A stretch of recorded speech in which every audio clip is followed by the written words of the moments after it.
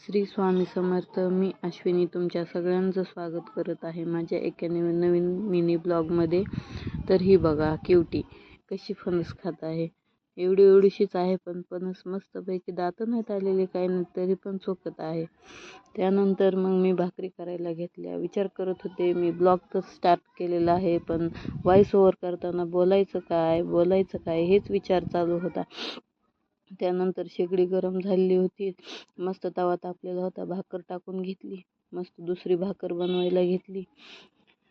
भाकर बनविता तेच विचार एकच माझ्या मनामध्ये की ब्लॉग तर चालू केला आहे, पण बोलायचं काय, व्हॉइस ओव्हर करताना नेमकं बोलायचं काय, हाच विचार मनामध्ये.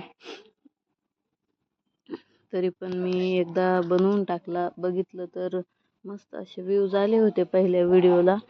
आणि त्यानंतर माझ्या मनामध्ये खूप असं वाटलं की बाबा आपण बनवायलाच पाहिजे. एका व्हिडिओला इतका असा मस्त रिस्पॉन्स येत आहे, तर मग काय झालं नाही बनवायला, असं मनामध्ये सारखं चालूच होतं. त्यानंतर बघा भाकरी करू लागले. तुम्ही म्हणताना आता शेगडीवर करते, असं करते, व्यवस्थित नाही.